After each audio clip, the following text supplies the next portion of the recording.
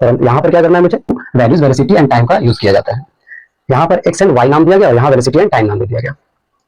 अब Y axis पर कोई पॉइंट है, उसका जो कोऑर्डिनेट होता है 0y, और किसी क्वाड्रेंट में कोई पॉइंट है तो उसका जो कोऑर्डिनेट होता है एक्स एंड वाई। उसी प्रकार एक्स पर टी को यूज किया गया, टाइम को यूज किया गया, और वाई एक्सिस पर वेलोसिटी को यूज किया गया। और वेलोसिटी किसी ऑब्जेक्ट की वेलोसिटी इनिशियल एंड फाइनल को देखा जाता है। तो इनिशियल वेलोसिटी u से इंडिकेट किया जाएगा और फाइनल वेलोसिटी को v से इंडिकेट किया जाएगा। अब अगर टाइम 0 है तो वेलोसिटी हमारा u है, इनिशियल वेलोसिटी u है जो कि y का वैल्यू को शो करता है। तो हमारा जो कोऑर्डिनेट आएगा वो आएगा 0 एंड u आएगा।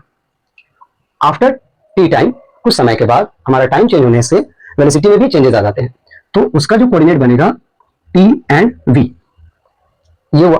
अब मैथ के अकॉर्डिंग देखा जाए तो इस पॉइंट का x एक्सिस से जो डिस्टेंस होता है वो y का वैल्यू से शो किया जाता है, और y एक्सिस से इस पॉइंट का डिस्टेंस x से शो किया जाएगा।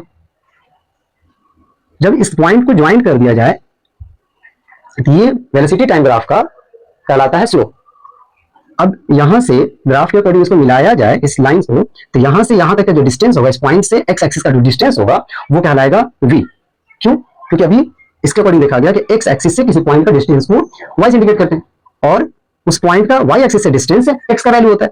तो यहां पर x एक्सिस से इस पॉइंट का डिस्टेंस वेलोसिटी v होगा, और ये इस पॉइंट से इस पॉइंट का डिस्टेंस होगा ओरिजिन से इस पॉइंट का डिस्टेंस होगा वो u हो जाएगा। ओके, जब वेलोसिटी टाइम ग्राफ समझ में आ जाए तो हम लोग प्रूफ करेंगे फर्स्ट इक्वेशन को v = u + at को। तो देखते हैं कैसे प्रूफ किया जाएगा। उसकी जो वेलोसिटी चेंज होकर u से v हो जाती है, किसके कारण? तो due to uniform acceleration velocity आपकी u से v हो गई। अब फिगर को बड़ी देखते हैं कि क्या क्या चीजें इसमें रिप्रेजेंट की गई है। पहले मैंने ग्राफ आपको बनाना सिखाया। ग्राफ में दिखाया जाता है कि आपका ओरिजिन से इस पॉइंट का जो डिस्टेंस है वो u है, और x एक्सिस से पॉइंट b जिसको हमने क्या दिखाया था t और v इसका कोऑर्डिनेट, और इस पॉइंट का कोऑर्डिनेट शो किया था 0 एंड u। तो x एक्सिस से इस पॉइंट का डिस्टेंस v है। ग्राफ से ग्राफिकली अगर देखा जाए तो यहां से पता चलता है कि AO का वैल्यू और CD का वैल्यू इक्वल होगा। BC का वैल्यू कैसे फाइंड होगा? तो B से D का जो वैल्यू है V है, तो BC का वैल्यू क्या हो जाएगा? V - u। यहां से यहां तक का वैल्यू क्या है? u है, तो v - u कर देने से क्या निकल जाएगा? BC का वैल्यू आ जाएगा।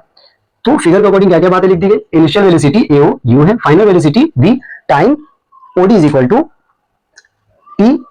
अब OD का वैल्यू t है तो AC का वैल्यू भी क्या हो जाएगा? t हो जाएगा। तो AC = OD t and BC = BD - BC v - u।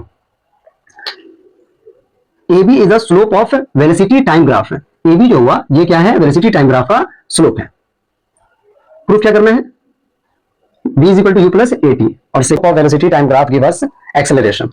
जो वेलोसिटी टाइम ग्राफ का ये स्लोप है उससे क्या मिलता है? इसके वैल्यू से एक्सेलरेशन फाइंड होता है। तो acceleration is equal to slope AB। अब AB स्लोप फाइंड करने का मैथमेटिकल फॉर्मूला क्या है? Change in y by change in x। अब चेंज इन y क्या मतलब है? तो y का वैल्यू यहां u है और यहां पर v है, तो अगर देखा जाए v - u y के वैल्यूज है, v एंड u y के वैल्यू है, और x का जो वैल्यू है t एंड 0 है, t and 0।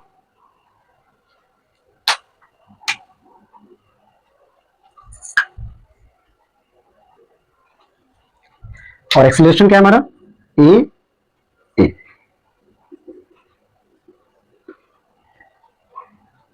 Now a is equal to v - u upon t। Cross multiply कर दिया जाए तो क्रॉस मल्टीप्लाई करने से क्या मिल जाएगा? v - u is equal to at, और u को ट्रांसफर कर देते उस साइड, मिल जाएगा u + at। तो फर्स्ट